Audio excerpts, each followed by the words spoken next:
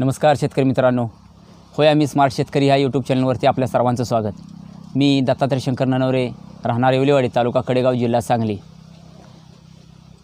ज्या शेतकऱ्यांनी आपला हा यूट्यूब चॅनल सबस्क्राईब करायचा राहिला असेल त्यांनी लवकरात लवकर सबस्क्राईब करून घ्या. त्यामुळे आपल्याला नवनवीन व्हिडिओ तुम्हाला बघायला मिळतील.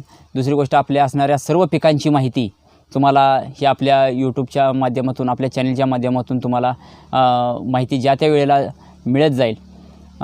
तर आपण प्रत्येक रविवारी शेतकऱ्यांच्या प्रश्नावर आपण उत्तरे देत असतो. तसंच आज आपण शेतकऱ्यांच्याच प्रश्नावरती उत्तरं घेऊन आलो आहोत. तर ज्या शेतकऱ्यांनी प्रश्नाची उत्तरं पूर्ण महाराष्ट्रातून दिली त्याच निवडक काही प्रश्नांची उत्तरं आज आपण देणार आहोत.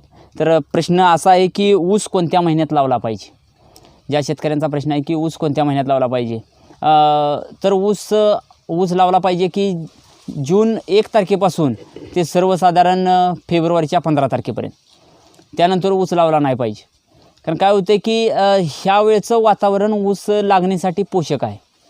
म्हणजे अगदी 1 जून ते 15 फेब्रुवारी त्यानंतर लागण करायला नाही पाहिजे. म्हणजे आडसाली, पूर्व हंगामी आणि सुरू हे तीनच हंगाम आपण ऊस लावू शकतो. आणि ह्या 3 हंगामात आपण ऊसाची लागण केली पाहिजे. मग कुठलीही व्हरायटी असून द्या, ऊसाचा कुठलाही वाण असून द्या, ह्या 3च ह्या फेब्रुवारीच्या 15 तारखेपर्यंत आपण लागण करायची आहे. जर समजा आपण काही शेतकरी असे आहेत की आपलं झाले रान मोकळं, नांगरायचं, सऱ्या सोडायच्या आणि ऊस लावून टाकायचा, तर त्याच्यामुळं काय तोटा होतो ते मी तुम्हाला सांगतो. की समजा जर फेब्रुवारी नंतर जर तुम्ही लागण घेतली तर त्यावेळेला टेम्परेचर हे 40 डिग्री सेल्सिअसच्या वर असतं. त्यामुळं काय होतं की तुम्ही लावलेला ऊस हा पहिली गोष्ट लवकर उगवत नाही. त्यावेळेला पाणी काय शेतकऱ्यांना कमी असतं.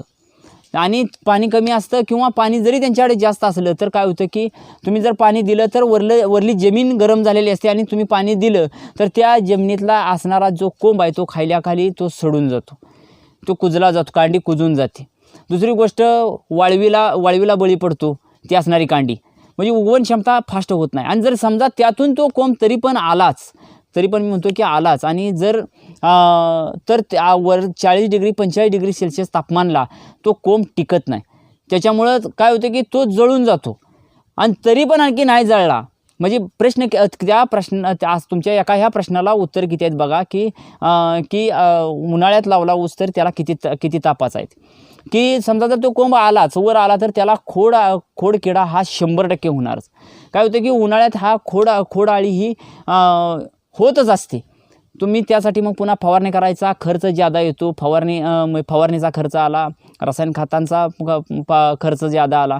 तुम्ही टाकलेली खतं पिकाला मुळाला त्याच्या लागत नाहीत. पांढऱ्या मुळीची वाढ व्यवस्थित होत नाही. ही उन्हाळ्यात आपल्या असणारे ही तोट आहेत. फुटव्यांची संख्या कमी निघते. अशा अनेक गोष्टीलाच त्या समोर पुन्हा आपल्याला जायला लागतं. आणि आपण जर समजा फेब्रुवारीच्या 15 ते मेच्या 30 तारखेपर्यंत जर आपण ऊस लावला तर आपलं तोटाच आहे, नफा आपल्याला काय होत नाही. कारण का खर्च जादा आणि त्रास पण जादा. आणि आपल्याला म्हणावा असा पाहिजे असा तो ऊस तसा येत नाही. आणि तर त्याची जरी तशी लागण झाली तर ते कारखान्याला जाणार कधी. कारखान्याला पट्टा पडताना आपण बरेच जण म्हणतो की पट्टा पडताना जाणार म्हणजे त्यावेळेला तुमचं टनेज भरणार किती.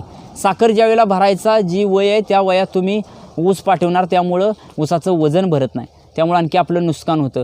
अगदी 600-700 किलो 500 किलो काय शेतकऱ्यांचं गुंट्याला वजन भरतं. म्हणजे किती नुकसान आहे. बरं, त्यावेळेला पट्टा पडताना तुटून जर गेला तर पडताना तुटून जर गेलेला असला तर सर्वसाधारण पुढल्या वर्षी खोडव्याला काय त्याची परिस्थिती होणार किंवा खोडवा कसा फुटून येणार. खोडव्याला सुद्धा पुन्हा तीच अवस्था. ज्याप्रमाणे उन्हाळ्यात लावला तर उन्हाळ्यातच खोडवा पुन्हा फुटवा त्याचा येत असतो, उन्हाळ्यातच तुटून जात असतो. त्यामुळं आणखीनच आपलं डबल नुकसान होतं. म्हणून शेतकऱ्यांनी ही ऊसाची लागण ही 1 जून ते, आणखी मी तुम्हाला तिसरी वेळ सांगतो की 1 जून ते 15 फेब्रुवारी याच दरम्यान केली पाहिजे. ह्या 3 हंगामात नंतर ऊसाची लागण करायची नाही. त्यानंतर तुम्ही ताक करा, दुसरे कुठलीही पिकं घ्या किंवा रान नांगरून पडून द्या, 2 वेळा नांगरट होऊन द्या, रान तापून द्या, काही अडचण नाही. पुन्हा तुम्ही आडसाली लागण करू शकता. त्याचबरोबर एवढंच मी ह्या प्रश्नाचं उत्तर, एकाच प्रश्नाचं ह्या उत्तर आज मी तुम्हाला देतो. त्यानंतर पुढल्या रविवारी मी तुम्हाला बाकी प्रश्नांची उत्तरं देईन. एवढंच बोलतो आणि थांबतो. धन्यवाद.